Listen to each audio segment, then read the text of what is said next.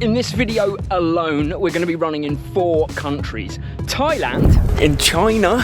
Okay, this bit's cheating a little because we're just basically in Shanghai airport at 5 AM, but it's still China. And in the UK, yes, I'm at Gatwick airport. And finally, Italy. And you're probably wondering what I'm doing here. Well, actually, I'm on taper. Next weekend, I've got Manchester Marathon, then London Marathon, but right now, we're in Lake Garda to see if this really is one of the, if not the most beautiful half marathons in the world. Oh, and before I get here, I may even meet up with a channel favourite for a cheeky Nando's. But before all that, we're on our taper track session. It's Tuesday, we fly tomorrow. And I've got to be honest, I'm fascinated with what the pros do and don't when it comes to their taper, and what we do and don't, and why that's different. And there's some bits we 100% we agree on, and there's some bits that I think are very different, and we do it differently on purpose. So in this session, here's what we definitely do the same as pros, and I would urge anyone to do the same. Is even in the taper, even on our track session, here's Mary coming through here, we keep the intensity the same. We don't dial down intensity.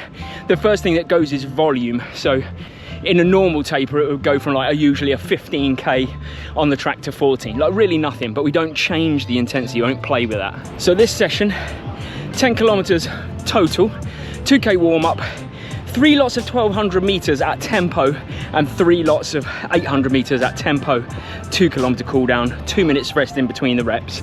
It's pretty simple, pretty standard, but it's our usual taper session in the 3rd week out. So we're just keeping that structure. Shouldn't surprise you that we love structure. How are you feeling? Good for letting rip a little bit. Excuse me? Yeah, just always feels good to get moving, properly. Give it some go. So it's time to get this thing started, and as we headed to the airport, it was important to reflect first on a pretty small but successful training block for the both of us. If you don't know our aims for 2026, then Mary is aiming to run a sub-3 marathon in Chicago and achieve a top 10 in the UK in her age group ranking, and I'm aiming for a sub-240. And the point of the block was to recover enough from Tokyo and put right where we felt we had areas of weakness. Both of us needed to get in the gym way more, we knew that, and we achieved that with a 3 times a week regime supplemented by mobility work at home. And I needed to start to introduce my body to running consistently 5 times per week, which is usually where my body breaks down in big blocks. So our weeks were 65 kilometers, which is pretty small by training block standards, but we focused on the weaknesses as the priority. And if you're not subscribed by this point, come on, what are you doing with your life? Jokes, it's your call. The next 8 videos in a row are going to be a story that is woven together and told in pretty much real time about our European trip and all of the races we're doing and the training and the connections that we make along the way, and we are so pumped I cannot even tell you. Oh, that's grey. Well, we're in the UK.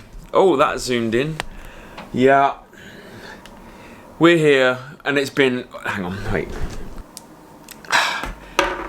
It's been quite the journey. It probably has been 27 hours door to door, something like that, from when we left our house to getting here to the UK. And we're not finished actually yet, so we're not actually flying till tomorrow morning, but our flight's at 6:30, heading to Lake Garda. Verona, actually, to be precise, and then driving to Lake Garda. We've got a car booked, but we have a little side quest coming, hopefully in the next hour or so. We might meet a friend, potentially, we don't know yet, but I do know I'm just exhausted, absolutely knackered. So we were dressed for a run. We've literally just undressed for a run, dressed for dinner, because we're just going to go and meet a friend that I think you'll want to see. And Mary's wearing an appropriate jacket for that. I've instantly regretted my decision to come back to the UK. This is freezing. It's like 38 degrees where we live. Oh my God. And look, not only we basically almost have the whole family now. That's it. Aubrey and Josiah. So these were our friends that we said we were going to potentially meet up with them, and this is an absolute treat. I did not know. Where are you taking us? Where have you driven us to? Just turn the camera 180. Bang, you have a choice. I thought either properly welcome you back here with a Nando's, little cheeky Nando's, Yeah. or go back to Tokyo. No, definitely Nando's. Yeah? Yeah. Yeah. So we could either go to Nando's, You saw me with rice. that real.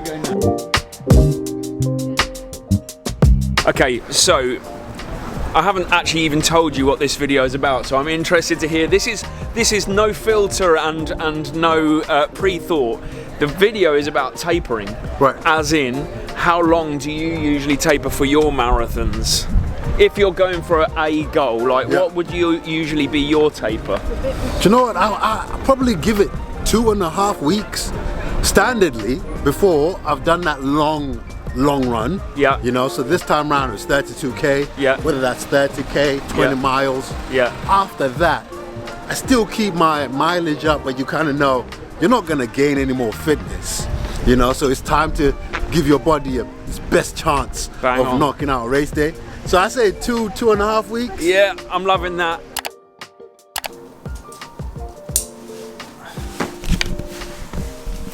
Ooh. Oh, this is what we're dealing with lighting wise, seeing as it's 4 in the morning. But I'll tell you what, jet lag is working in our favour this morning. Up like the lark, bright as a button, 4 a.m. So we're just heading to Lake Garda now. We were meant to go for a run last night, but as it happened, we prioritised going to Nando's with Aubrey, which I think is a fair trade-off, a very good trade-off. But it's another part of the taper that I think we do differently. Is we don't stress if we don't run. Okay, let's go to the airport. So as Aubrey quite rightly said, tapering for 2.5 weeks, or in our case usually 3, is a necessity. But here's where the pros and high-level runners don't follow the science, and the bit I'm intrigued about. They tend to taper for more like 10 days, maybe 14 at a push. And whilst I didn't understand why at first, I think I've figured it out. But before we answer that, after keeping the intensity the same, we also pretty much keep the frequency of our training the same. As in, if we run 5 days per week in the training, then we run 5, or at the very least 4 times a week in the taper. And that's another part of the taper that we definitely agree on with the pros and high-level runners. Just before we go in to the expo, by the way, can we take a moment to... This could win points for at least the most beautiful location for an expo that I've ever been to. I mean, look, there's literally a stream running past the expo. Mountains, sunshine. So points already for the expo in terms of location.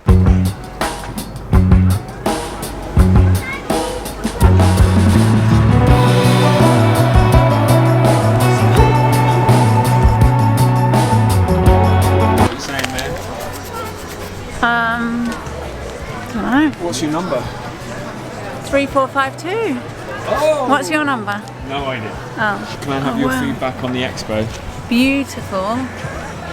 It's not a bad location, isn't it? Open air. I do wonder what they would do if it rained. Yeah, because it was predicted to rain at one point. Yeah, what if it rained here?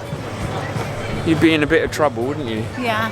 So it's been a funny sort of a week actually, because this is the first of our 3 taper weeks. Volume-wise, we would usually take it down by about 33%. Like we'd come down, let's say Mary was doing a 100-kilometre week, maybe she'd run 65 to 70 kilometres in that first taper week.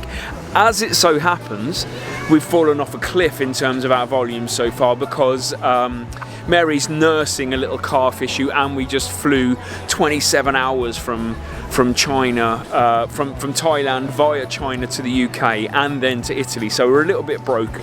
I think that's the biggest difference I've noticed when it comes to how we taper and how it seems, and I just will caveat that by the way by saying it seems the way that the pros taper, and a lot of the runners, the high level runners that we see on social media like YouTube and Instagram, I will have a 3-week taper, we will have a 3-week taper, but it seems that they would tend to have maybe 10 days, maybe 2 weeks at tops.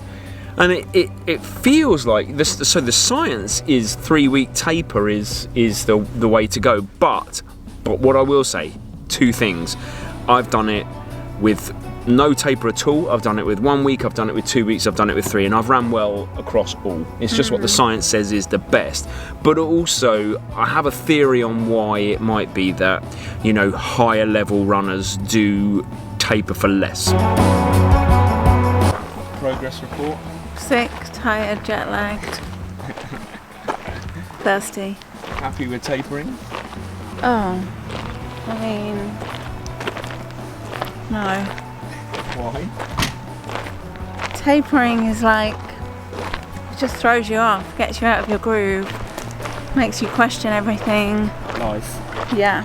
Injuries. Yeah, it's not my favourite, but it does work. It does make you feel good. I'm silhouetted out, but it doesn't matter. Look at this. This is where we'll be running in 2 days' time. That is stunning. It's going to be a lovely video. Look at this finishing backdrop. This is the finish line for Sunday. Look, can you see that? Ooh, it's going to be a good one.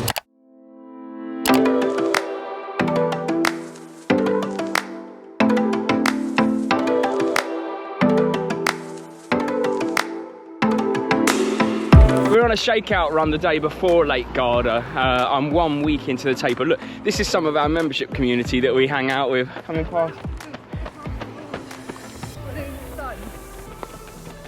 There you go. Little shakeout run. So it's an interesting thing, the taper, isn't it? Because A, it can really mess with your head. I'm really lucky this time, to be honest with you, because I'm not racing Manchester and London. Like, we're there to help other people and also for Mary to get a 6-star. Like, I feel very relaxed about it, but it can be a really, really dark place. But it's 3 weeks, whereas pros, like I said yesterday, 10 to 14 days, but I do know the reason. You can probably see it in my eyes. I'm going to tell you the reason. My eyes show the reason, and it's deep fatigue of life.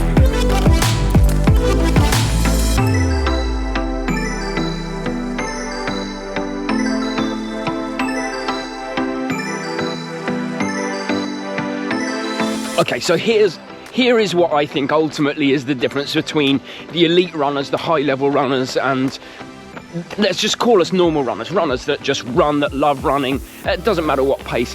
The difference generally is my experience now, being a full-time running YouTuber, is the fatigue of life.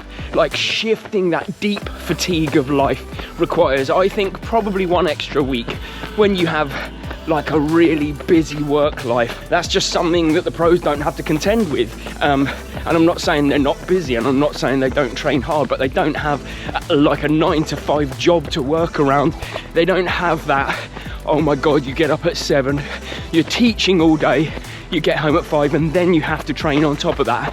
And that deep level of fatigue, I think, requires a little bit extra to shift away from like just the training fatigue. Also, let's just be really honest about this. Elites, pros, they're like finely tuned athletes at the top end of what they do. So actually, in terms of the recovery they need to be able to go for a race, it is less. You know what I see as the main difference between kind of the pros and the high level runners and runners like myself is 2 things.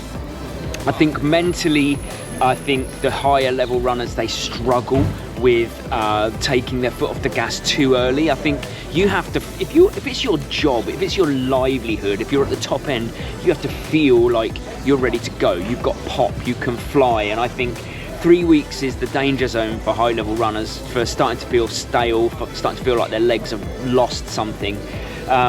So I get it. Like, I mean, I totally get it. And also, they just recover quicker. You know, 10 days is probably the equivalent to 2.5 weeks for you and I.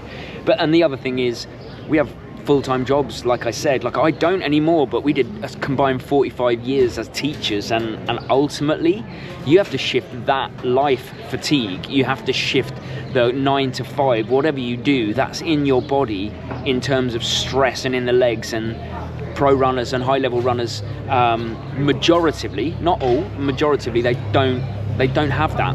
They don't have to shift that, and I think that's why we're seeing a difference of kind of 10 days for the top level to 3 weeks for you and I stand by the 3 weeks.